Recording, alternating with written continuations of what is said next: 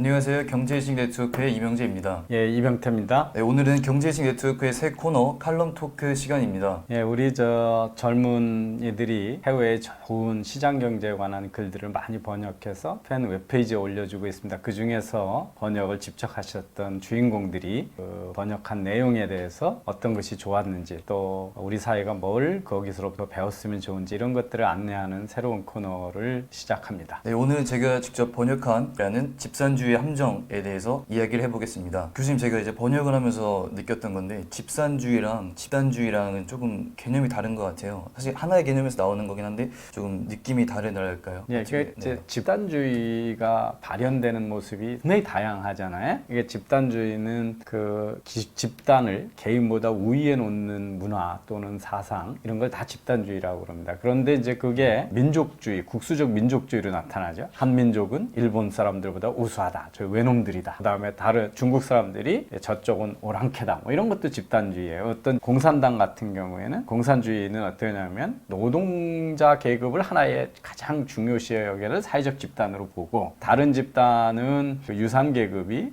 무산 계급을 억압을 하니까 그 유산 계급이 착취하지 못하는 구조로 그 집단의 우위를 놓고 그들이 못하는 생산이나 소유 같은 걸 다 부인하는까지도 몰고 가는 경우가 있고, 이제 집단주의가 권력하고 해가지고 아주 타락한 극단적인 경우가 파시즘이죠.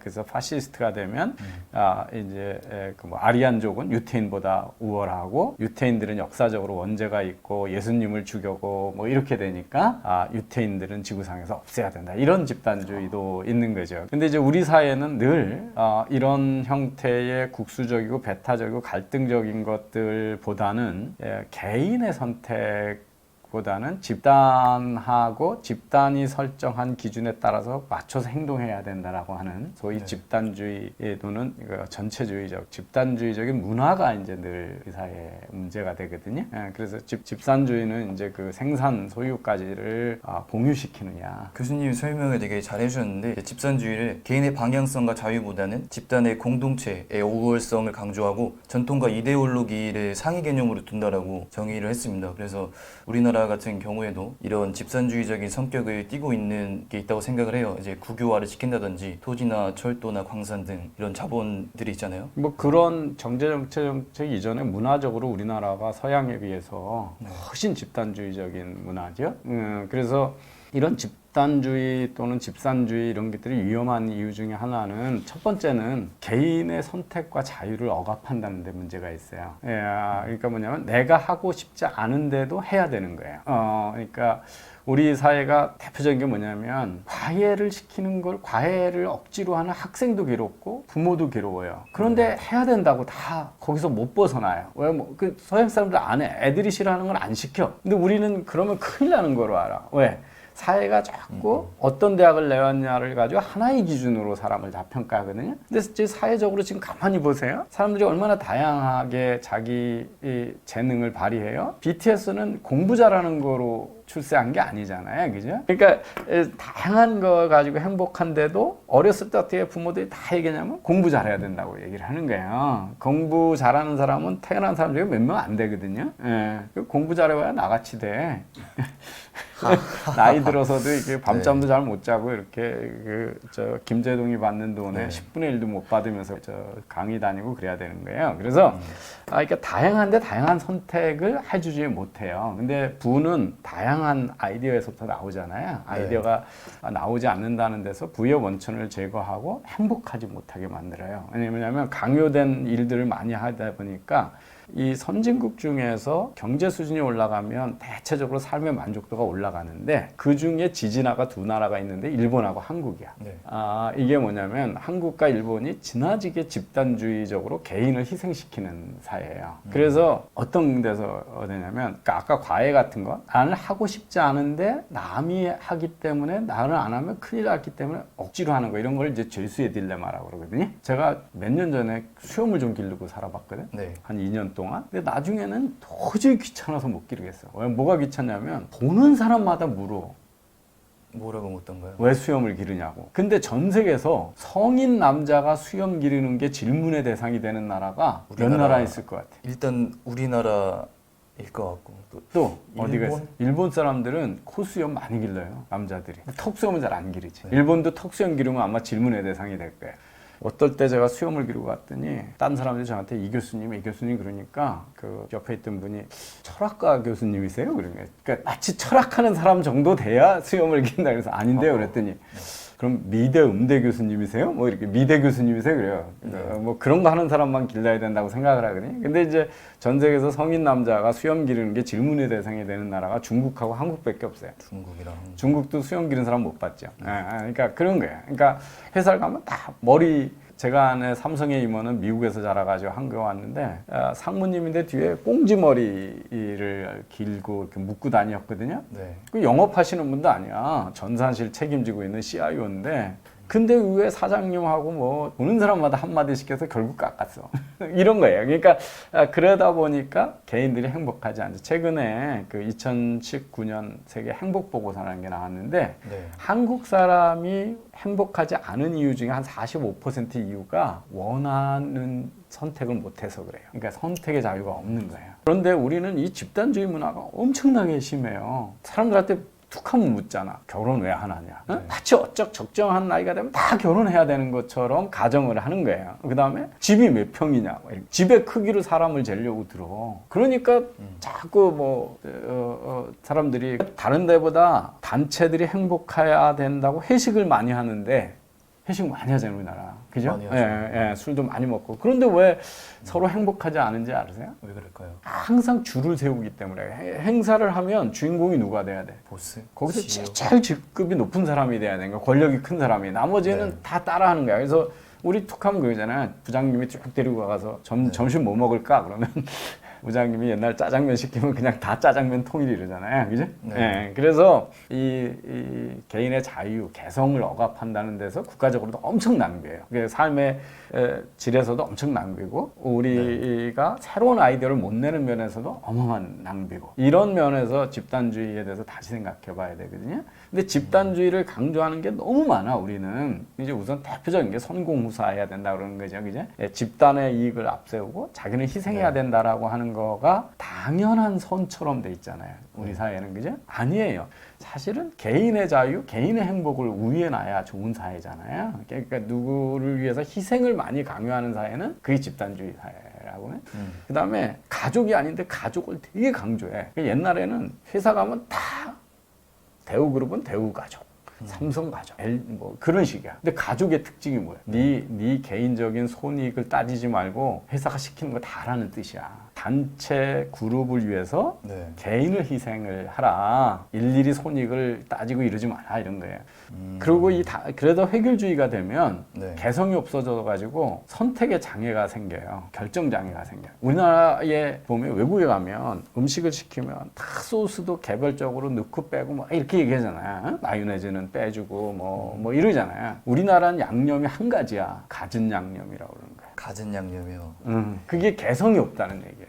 그러니까 다 뭉뚱. 그래서 우리는 어디 가서 먹을 때 사람들이 무슨 탕 그러면 누구나 다 먹을 수 있어. 왜냐면 다 하나의 맛으로 이미 훈련이 된 거야. 갖은 양념으로. 그러니까 근데 외국 사람들은 다 다르거든. 그래서 사람들이 그 개별적 조합을 하게 하잖아요.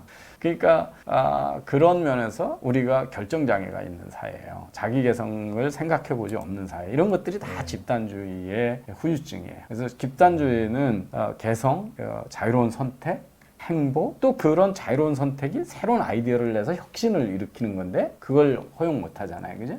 그 지금 내 재산임에도 불구하고 아파트는 내 재산이잖아요. 그죠? 네. 그걸 공동 개발해서 더 좋은 아파트를 만들겠다고 그러는데 정부가 다 관여해서 해라 마라를 다 자기네가 결정하겠다고 그러는 거네. 네. 그러면서 내거는 게 다 이 집단의 이익이야. 우리나라가 규제나 개인의 자유나 재산권 침해를 할 때 명분 대부분의 밑바닥에는 이 집단주의가 자리 잡고 있어요. 네, 교수님께서 집단주의를 정말 다방면적인 그런 관점에서 말씀을 해주셨는데 결정장애도 그렇고 국유화도 그렇고 우리나라가 지금까지 집단주의적인 성향이 강해서 이렇게 왔지만 또 지금 사회가 많이 변했잖아요. 민노총이라고 이건 이제 집단의 규모가 크면 커질수록 이런 성향이 강해진다고 말을 하고 있거든요. 칼럼에서는. 예, 그러니까 신디칼리즘이 뭐냐면 그 집단을 집단이 통제해야 된다는 거예요. 하나의 리더한테 경영권을 주는 게 아니고 집단에 있는 사람 사람들이 다 공통 통치한다는 개념이거든요. 그래서 이제 이게 한때 어떤 형태냐면 그 공산주의가 대표적인 거지. 예, 사실은 실현도 못하면서 공산 권력 독재 가지고 있는 사람이 독재를 하면서도 말로는 다 동무잖아. 예? 예, 그러니까 김정은이 하고 일반 서민하고 다 동무라는 거 아니야?